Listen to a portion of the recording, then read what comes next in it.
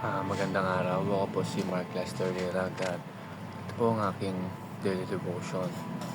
Kaya ba nating baguhin ang tadhana? Na tinalakay po ni Pastor Russell Ocampos sa 365 daily devotion. Ang Bible verse po ngayong araw ay galing sa 2 Timothy chapter 1 verse 9. Ang sabi po ay, Who had saved us and called us with an holy calling, not according to our works, but according to His own purpose and grace, which was given us in Christ Jesus before the world began.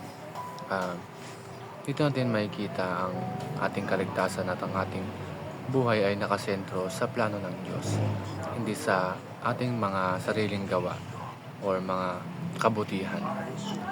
Hindi ito tungkol sa kung ano ang kaya nating gawin o kung ano ang ating nararapat, kundi ayon ito sa kanyang biyaya at layunin. Ang concept ngayong araw is, or topic ngayong araw is decrees of God. Decrees of God are His eternal purpose according into the counsel of His will, whereby for His own glory He has foreordained whatsoever comes to pass. Ano nga ba ang ibig sabihin nito? Ibig sabihin ay ang lahat ng bagay na nangyayari sa ating buhay, mabuti man o hindi, maintindihan ay ayon sa plano ng Diyos. Siya ang may kontrol sa lahat ng bagay at ang kanyang mga kautusan ay hindi nagbabago. Ang first teaching ngayong araw is God decrees are eternal. Ang plano ng Diyos ay hindi nagbabago.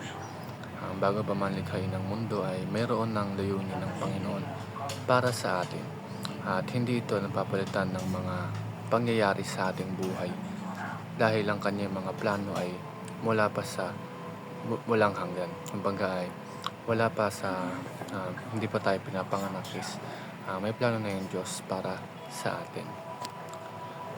Second teaching is God decrees are made solely by His decision. Walang sino man ang pwedeng makialam o baguhin ang desisyon ng Diyos. Maraming beses natin gustong intindihan kung bakit nangyayari ang ilang bagay sa ating buhay. Pero dapat nating tandaan na ang Diyos ay may ganap na kaalaman. Ang kanyang desisyon ay hindi base sa ating kagustuhan, kundi sa kanyang banal na kalooban at hindi ito pwedeng sawayin or hindi ito pwedeng mabago na tayo lang ang tayo lang ang babago nito. Ang last teaching is God decrees are directed toward His glory. Lahat ng nangyayari ay para sa kaluwalhatian ng Diyos. Minsan may mga pagsubok tayong hindi maintindihan, pero sa bandang huli ay ang layunin pala ng Diyos ay para maipakita ang kanyang kapangyarihan, awa at pagmamahal sa atin. Ang kanyang mga plano ay hindi para ipahamak tayo, kundi para sa kanyang kalulatian at para sa ating kabutihan. Yun lamang po.